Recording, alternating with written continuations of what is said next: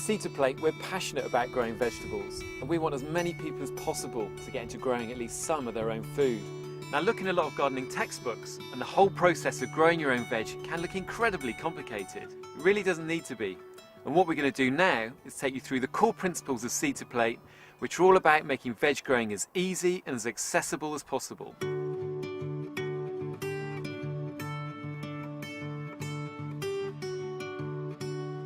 First of all, grow the stuff that's easy to grow. Now, that doesn't mean compromising on taste, it just means avoiding difficult, time-consuming vegetables, things like cabbages and cauliflowers. Grow kale instead.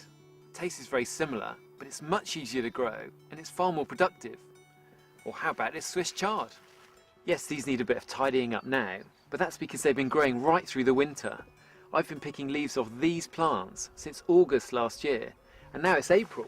And look, there's still masses of new growth coming through. And when you use the plot design tool on our website, it will automatically prioritise all the easy to grow vegetables. And not only that, all the seeds we sell are organic and they're all chosen for delicious flavour.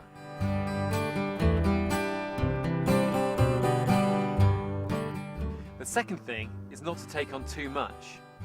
It's very easy to attempt to cultivate a large swathe of soil, only to find that you're drowning in weeds by the time midsummer comes. Much better to focus on a small area that you can stay on top of. Even one 4-foot by 8-foot bed like this can give you masses of veg. These are small plants right now, but in 4 weeks' time this is going to be full of salad leaves, mature beetroot, spring onions. Fantastic. And the third thing is stick to our simple plant spacing plan. Now, if you use the plot design tool on the website, you realise we recommend you have beds which are 4 feet wide. The reason for that is simple. It just means you can reach in to tend your veg without stepping on your soil. We've also come up with a really simple system for ensuring that your plants are at the right spacings. Now, most of the plants we sell should be sown in rows which are 1 feet apart. A trowel is 1 foot long, so all you need to do is use this to measure out. That's where you sow. And what you'll end up with is blocks of veg like this, which looks really good, but it also means you can just get a hoe and easily run it between the rows like this. You can tell it works. Look, not a weed in sight. But spacings between the plants this way do vary, so make sure you check your grow guides on the website for that. So number 4 is invest in a few key pieces of equipment. First of all, spade, essential for turning over large pieces of soil. Don't be tempted to go for something like this. Old-fashioned, loads of charm, but this surface here needs to be cleaned and oiled after every time you use it. The stainless steel never really needs to be cleaned, and because it's nice and smooth, it will always slide effortlessly into your soil. Then of course here's your trowel, perfect for smaller jobs, things like planting out, weeding, and of course it's your perfect spacing tool as well. We'd also strongly recommend you get some of these root trainers. Now, these are ideal for frost tender plants, things like tomatoes and cucumbers, which need to be started off inside. You don't even need a greenhouse, because this tray at the bottom will catch any water that runs out. You can just keep them on your windowsill inside.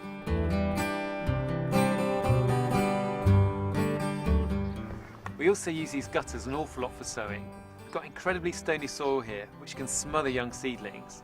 By sowing in gutters full of compost, we instantly create the perfect environment, free from weeds and free from stones. And because you can keep all your seedlings together, it's easier to keep an eye on them, ensuring they're well watered and ensuring they're free from slugs. Now, if you can keep your gutters somewhere warm, the plants are going to grow faster.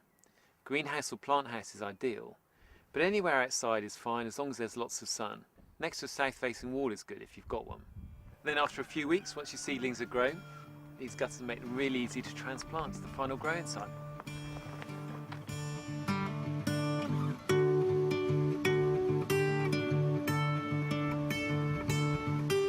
And the fifth big thing to remember is make sure you sow your seeds at the right time. If you don't sow your seeds in the right month, they're not going to thrive. But if you use the plot designer on the website, it will automatically generate for you your own personalised sowing calendar, so you know exactly when to sow. But not only that, we'll also send you by email every month a newsletter telling you exactly what to sow and when. Some seed companies rather cheekily exaggerate the sowing season of their seeds, presumably to sell more. If you stick to the timings we recommend, we guarantee you'll have more success. Well, that's it. Good luck with your veg, and if you've got any queries which aren't covered on the website, feel free to email me.